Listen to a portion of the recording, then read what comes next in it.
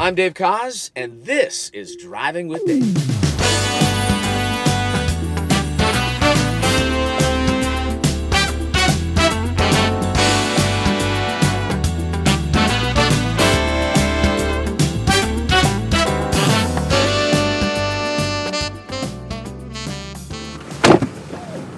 Hi.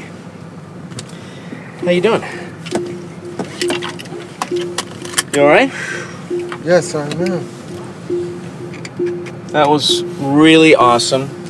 I have with me in the car right now. I don't like to say it because, I don't like to compliment him. Well, if you don't like to compliment me, let me out at the next corner. I'm not letting you out. This Tesla was designed with a lock inside of it to allow the passenger, to not allow the passenger to escape. Well, the windows still break. These are bulletproof windows. No, they're not. I'd be happy to know. All right, Bebe Winans, the legend himself, with us for this episode. And I have to say what this. What is the episode called? It's called Driving with Dave. It's our irreverent show that gets we're up to I think 6 or 7 viewers. And I take people on a little drive. We talk about things. 6 and 7 viewers? Yeah, we're really. I can't. Could you let me off? No. I don't do more. I don't do less than 200 viewers. 200 viewers. Well, maybe in year 7 we can look forward to having an audience of 200. But right now it's 6 very, very important and passionate people, most of whom are related to me. So, okay. Yeah. But anyway, I'm very happy to have you in the car because, for a variety of reasons. Number one reason, I love you. I love you very, very much. And we've been knowing each other for a very, very long time. For a long time. Some would say too long. I wouldn't say that. But continue. And that's number one. Number two, I hope you know that as much as I kid you, and I do kid you a lot, I am one of, if not your biggest fan. We've been through a lot together. Well, you know what? You have pushed me. You were one of few that constantly pushed me to sing again. Now, you got on my nerves, but if it wasn't for you, and I can name 2 others, who constantly said, you got to get back out there, I wouldn't be out there singing anymore. Because I'm very passionate about running, and I just lost my passion for singing. Now, how do you lose your when you're Bebe Winans? When you talk about people who have the kind of people who have said about you that you are their favorite singer are superstars, some of the greatest singers of all time, that would say Bebe Winans is at the top of my list in terms of favorite singers. How does that Bebe Winans say, I don't want to sing anymore? And that's kind of people. That's very kind for people to say that. And at the same time, it was very easy for me to be tired of, as you know, there's a lot of travel that goes along with that. Yeah. There's a lot of demands that goes along with that, especially if you're with a record company and you just don't want to sing and you got to sing. It's like, no, I don't. So when all those things were done, all the contracts was over, all the commitments was done, I enjoyed disappearing. I mean, some people was asking, is he dead? That's how much I disappeared. That's when you said, I think Mike want to start singing again. Like, I'm not dead, but but I seriously, I disappeared, and I fell in love with putting things together behind the scenes. So I really did not miss singing. And when I'm by myself, I sing all the time. Right. But would you say, look, people know, the world knows you, part of the world famous gospel, probably the most famous gospel family of all time, the Winans. And you've been with your family. And by the way, I've met a lot of Winans, and I've met like 300 Winans, and every last one of them is a singer. One's better than the next. I mean, what was it like if you were a Winans that didn't have, God forbid, any talent?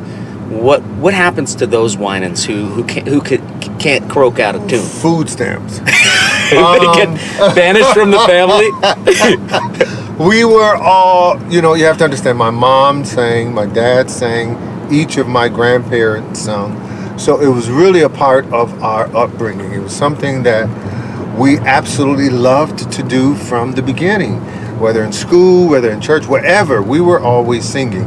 So I just don't know what else we would have done if it wasn't for the gift that we had. I guess there's other interests. I wish I became a lawyer before I was a singer. I would have said, could have negotiated some better contracts. Some better contracts, and man. So, it's never too late. It's never too late in some ways. But at the same time, this is something that I believe my family was born to do. So with that comes the responsibility and everything else that, and practice, I had some real good examples, which was my my 6 older brothers who sang. So I learned from them at an early age how to sing.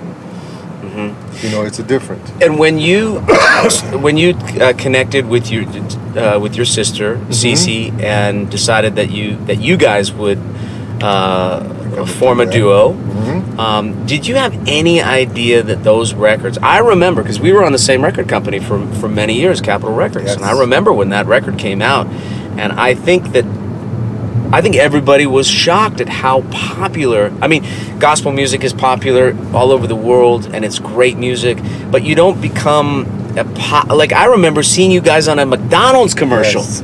It was big. Was that like a big surprise for you guys? It was a big, this is what I used to do all the time, and I still do it to this day.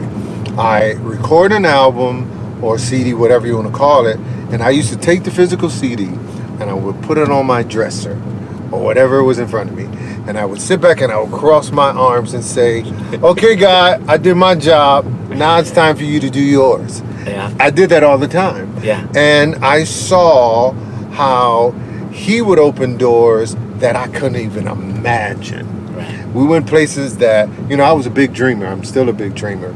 But our music went places that I never dreamt would go. And especially how, and this, how music introduced you to people that you never thought you would ever meet. Like you and me, become for friends example. And all that. It's just like, wow. Yeah. So I am very appreciative of what music has done in my life and singing has done, which is travel. And, there's no better education than travel. And it's gone around the world, So I'm very grateful. I'm still passionate about writing and being behind the scenes instead of being in front. But I'll do it as long as I can. Well, and I'm so glad that you brought that up, because as your very good friend for many, many years and being a huge fan of your singing, I would say that when I think about you and your strongest suit is a songwriter. I think that you're a genius songwriter. I mean, we have written songs together, and I've heard the songs that you have written with other people and by yourself, and I mean, these are absolute gems. And would you say, like, when it comes, it's just you in a room, are you a singer or a songwriter, or half and half? I'm a songwriter when I'm by myself. I never will forget, me and CeCe, we were at the Greek Theater. Whitney was there, she was in the audience, and I had her plan to sing Happy Birthday because it was CeCe's birthday. And Take 6 was on the show too, and they came out and sang Happy Birthday. And Stevie Wonder was there, and he came on and sang May the Good Lord Bless You, whatever. And so then there was a solo CeCe did, and I went to the side where Stevie was. And Stevie Wonder leaned over and said to me, Bebe, you're an incredible songwriter. You could have died and gone to heaven. I could have died and went right to then and there. Heaven. I said, wait a minute, who are you talking to? You That's talking amazing. To me? That's you, amazing. The songwriter of songwriter? That's when I knew, okay, I'm doing pretty good. Yeah. But I'm very passionate about lyrics, and I've always loved poetry. So I like saying things in a different way. And you are very, very good at doing that. I mean, Thank you, I've sir. been so impressed with, what you have come up with, your body of work. I love that song, which is from the boy band are they from Korea? Korea? Oh. Yeah, laughter's the best medicine. Now you see, this is a quintessential thing about you is you come up like laughter's the best medicine. Who hasn't heard that phrase, right? But the way that you use it in a song is it's such perfect songwriting. Oh, I love that song. I love it. But Dave, as you know, a lot of songs I write are experiences. I mean, that song itself came because I locked myself out of the house. I'm in a garage. I'm stuck. It's hot. And instead of being angry, I sat on the thing and I just started singing, laughter does good, just like a medicine, just like a medicine, just like... And I sat in the garage and I wrote that song. But you know what? The timing of that song right now, I mean, man. you have to have a sense of humor Man. right now because You look at what's happening in our world. Every single day there's another trauma, there's another conflict, there's another, catastrophe. You have to. And people say, how can you laugh? I say, how can't you laugh? Yeah. And it causes whatever you're going through to become smaller and smaller and smaller. And you realize, I got through that by just laughing instead of getting angry. It takes a lot of strength to be angry and evil and mean. It takes just a little strength to laugh. It's a very, very good song. Thank you, very sir. Good. Very good. It's something that you need. That I have a feeling about that song is going to become a big smash because it's just the timing of it is important. Now I want to talk a couple things. One is about singing. We've talked for many years about the top 10 best singers that you think and your top 10 list. Mm-hmm. I know who's at the top of your top 10 list, and that is Gladys Knight. Mm-hmm. And that's a good choice, by the way. Oh yeah, it's just the right choice. But what in your mind as a great singer, what makes a great singer? Okay, this is good, and I'll go back to Gladys. Mm-hmm. What makes to me a great singer is someone, first of all, who's confident in their ability. My father used to always say there's a thin line between being conceited and confident. All right? So you have to be confident. As you know, you can have a great singer and they stand before people and their confidence is real low and they'll hit some off notes and their voice will wiggle because they're not confident in their gifting. So to make a top 10, you have to be confident, all right? Then you have to be able to display what you're singing. Okay? So if you can't just sing the words. You just can't sing the words. You have to take me on that ride. So if the lyric is saying, I was hurting, you can't sing, I was hurting. What? What is that? You got to say, I was hurting. Oh, I feel that hurt. And so a great singer knows how to display the feeling of a song. All right?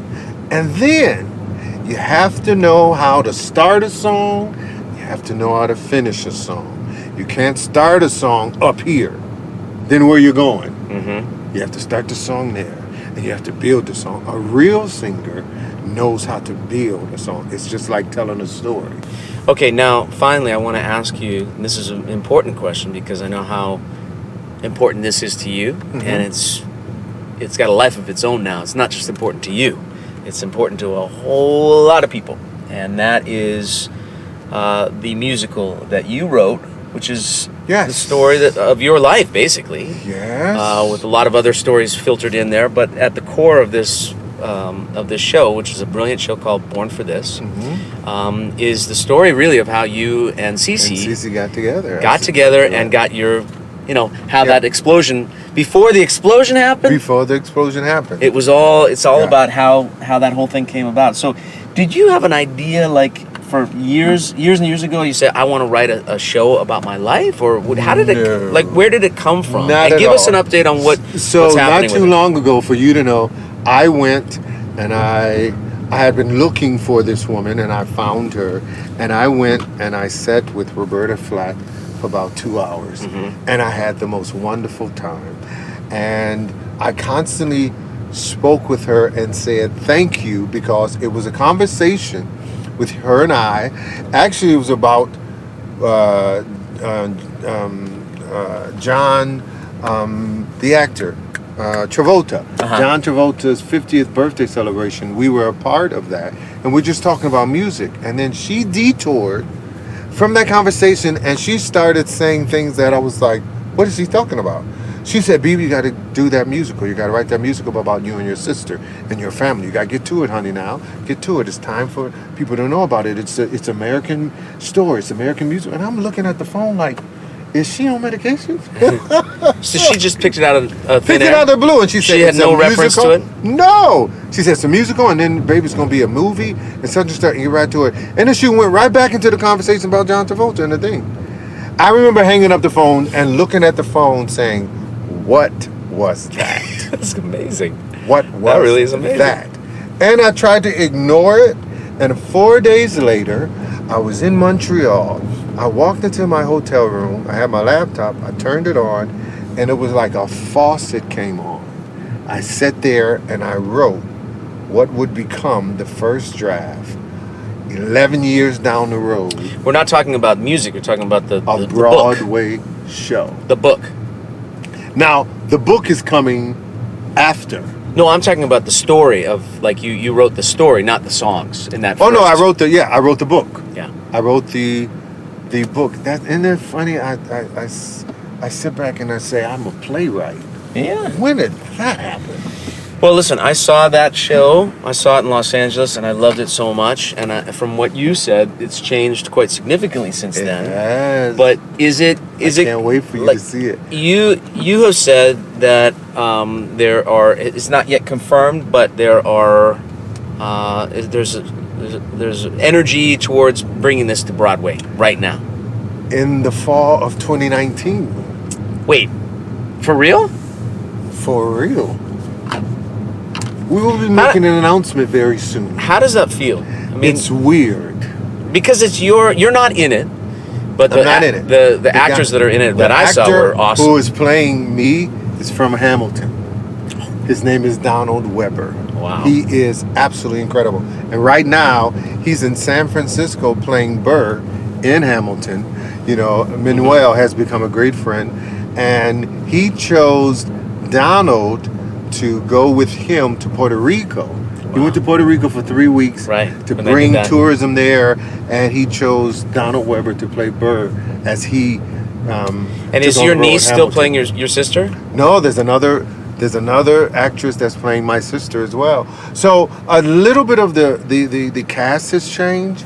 Oh, but David, I can't wait for you to see this. When we were in Boston, and this is where all the cast that I'm naming now was in Boston, we knew we had the show and we had the cast for the Broadway run. And so I have to pinch myself, because what happens with anything that you worked hard for and you stay with it, you start to look back and see how the pieces came together. Mm-hmm. And so that to me really always encourages me to never stop. Thank you, Bebe Winans, for all the music that you've made, for the life that you've lived, for the exemplary life that you have lived for all these years, and for not giving up singing, because as much as the world loves you and wants to see your plays and wants to see, whatever it is that you got, your songs, and the voice, when you open your mouth to sing, it is pure magic. And it will never not be that way. Now, how many viewers do you think we have now? 7. And the new one is one of your family members. Could be your sister. I need some more viewers. Thank you, Bebe.